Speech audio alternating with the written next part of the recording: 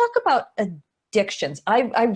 One of the places I remember reading about this, it was a book called Letters from a Living Dead Man. It was channeled writings, and it was he wasn't a ghost because he was apparently evolved to the point. He had done some work, so he was clear, and he was telling how if you would go into a tavern, the people who would be sitting at the bar, you know, they're just slumped down, and there was always a spirit, at least one spirit behind them, just like loving the fact that they were drinking their booze. So the unresolved dead were getting their addiction fix from the living. Can you address that? So there's two parts of that are important. First off, the one thing is sorting out whether the spirits that are basically feeding on that certain state of being are ancestral spirits or other spirits. So there's that aspect in shamanism. So that's one of the reasons shamanic practitioners are important to bring into your array of support people, because you really do need to know, is this an ancestor which needs to be treated as an ancestral healing, or is this just the kind of being that feeds off grief or feeds off whatever emotional states people go into when they're, you know, on heroin or whatever. Every addiction takes us to a certain place. There's some being that feeds off it. And so we need to be aware of that and have that properly diagnosed, because that's a different kind of healing. But if they are ancestors, so this is what I mean about the energy. Each generation, it doesn't get healed. It gets more twisted around. So it's not like it comes through and I can look back in my family line and see alcoholism, let's say, and say, I'm going to go heal the alcoholism in my ancestry. Because if you really want to get to the source of the problem, it's not 2 generations back when we would have called it alcoholism. It's many generations back when it probably isn't alcoholism. It's some other pattern that got set in motion that has evolved generation after generation that it didn't get dealt with until it's presenting now in current time as something we would all recognize as alcoholism. And so this is another thing that trips people up in the actual healing is, yes, ancestral energies often influence our self-medicating through addictions. Absolutely. But it's not always this simplistic one-for-one kind of connection. So I'm trying to think of a story of a client. So there was a client who was a mother who actually was trying to help an adult child who was an addict. And the only thing you could, I can't help the addict because they're not asking for permission. I said, the only thing I can do for you at this point, madam, is ancestral healing through your ancestral line on this child's behalf. But otherwise, I can't do anything. And what they found is that the root, the deepest, most disgusting, because of, I can't remember the exact story, but it was like, oh man, I don't even want to talk about this, was this betrayal of childhood innocence. And that this kid in current life had one of the many kinds of experiences contemporary kids have, where their innocence is deeply betrayed by this contemporary culture here in the United States that doesn't really tend our children very well.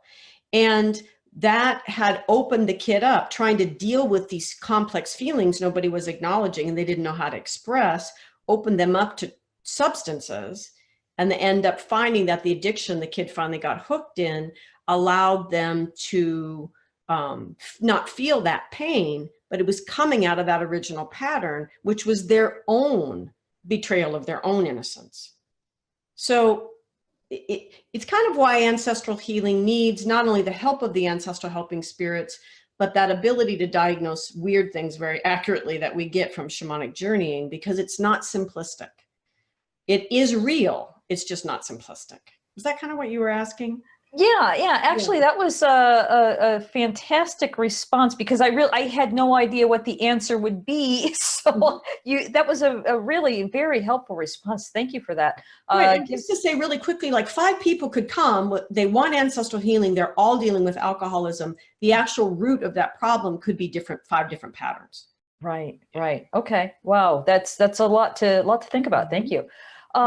Now, another thing I wanted to ask you about before we go any further is you mentioned curses. Mm-hmm. Let's talk about that. What is a curse? Are they real? How do they work? Go for it. Well, I'm not our current contemporary expert on curses, but they do relate to the ancestral healing. And I will say, there's a range of cursing now that from completely unconscious cursing, like a medical practitioner telling you you have 6 months to live. That is a curse. That is wishing someone harm, right? How does that doctor know? Based on their particular sphere of information, that's the most likely outcome. But do they know that? No, they don't. So to say that to someone with all of the rank, privilege, and power that an MD has, yeah, that's a curse. Not intended, it's a curse. Sure. Negative self-talk is also a kind of what people are starting to call self-cursing, which is not my favorite language because it makes people not take responsibility for it. Oh, it's a curse. It's not mine. Someone else did it to me. No, you're doing this to yourself, even though it's self-cursing. So there's this whole range all the way to cultures that are still very skilled at throwing a serious curse, a serious, the kind of curse that not only ultimately kills you, but gets handed down through your family line over time or something like that. That is also real. And my first experience of that was very humbling because I also got told my helping spirits I didn't have the capacity yet. This is very early in my practice. They said, you don't have the ability to deal with this safely. You'll bring it onto your own family. I was like, oh, okay. And I had to tell this woman, she was a woman from Mexico who had a chain of very successful restaurants in my hometown and in Oregon. And she had gone home. People were jealous. She ended up getting cursed back home in Mexico where people have this skill, which is not a diss on Mexicans. I'm just saying it was coming out of the people who have a history, not only of this skill to do harm, but also a skill to heal. And that was the problem. I didn't have the skill to heal. If she tried to do it in Mexico, she would have found people who had the skill to heal, right? So anyway, within a year, she was dead. It was not a direct thing, but the nature of the curse was it just kept pulling life force away from her until eventually some opportunistic thing happened and she died. She was very clear it was a curse, but she was a businesswoman and she could never quite get her, butt back to Mexico to get someone who really had the skill to know how to take this very professional curse off her. And this is a problem, beautiful people, as you travel around the globe and naively think curses aren't real, and you travel to cultures where cursing is alive and well and a very old skill set. So be careful. Wow. The world is a very interesting, weird, wonderful place. And so, so cursing is real. Now, with ancestral healing, the thing that is really important is many practitioners that are more kind of like mediums, diviners, not necessarily the kind of people that are trained in removing curses, unraveling curses, ancestral healing. They just sort of look at the energy and diagnose, often call ancestral issues curses because of that hijacking quality and that feeling of I'm clearing it in my life. No matter what I do, it reemerges at my next level of energy in my life. That's that feeling of I'm just cursed. It's a feeling. Unresolved ancestral energies often feel the same way to us. So it's easy to misdiagnose that. The reason that's important is because then you bark up the wrong tree to fix it. Right. Okay. But with that said, in ancestral healing, one does often find curses as the root of the problem.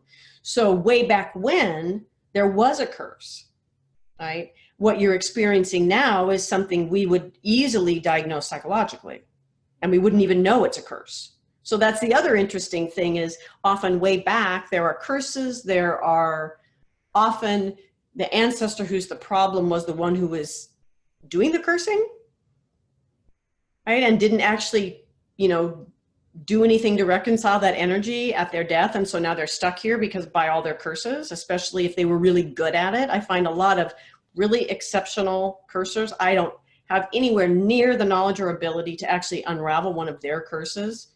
But I just go to them and I go, look, you're dead. You're stuck here. I don't know how long you've been here. Aren't you bored? Like you don't even get to do new curses. Like you're just maintaining all these old curses you did. And they're beautiful. I am telling you, they are gorgeous, but I'm offering you a one-time deal. And you got 10 seconds. I will help you cross over if you will pull all these curses back. And I make that deal a lot. And you know what? After many generations hanging out in this icky trash heap that's only getting ickier, they're like, yeah, I'm done. Whatever I need to learn to like get back in that big karmic wheel, please just get me out of here. And so they pull their own curses back, and I just marvel at the art. Not my art. I don't, but it's pretty amazing to watch the logic to get a curse going that's going to get handed down through generations.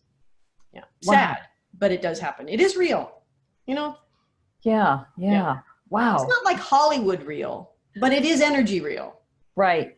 Yeah. Right. And I think that's the problem, is that so many people look at this in a Hollywood way when the reality of it is actually not that exciting, but just as devastating. No. Thanks for listening.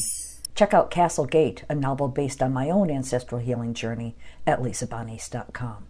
In 1921, 4 men set off from Scotland to the United States. Will Garrock, his brother Pete, his son Willie, and his nephew Thomas, all coal miners. They left behind the miners' rows and the nationwide mining strike with its soup kitchens. Their destination was Castlegate, Utah, where they had kin to welcome them before sending for their wives and children. They prospered in America, working in one of the finest mines in Utah. Until that tragic day, March 8th, 1924. Disaster struck.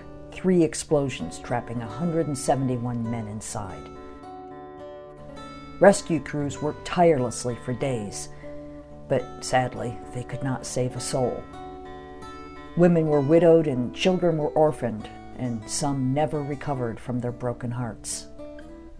Castlegate is the true and tragic saga of a Scottish family whose dreams of finding their fortunes in the bountiful coal mines of Castlegate, Utah during the Prohibition era explode in one of the most devastating mine disasters in American history. Learn more at lisabonis.com.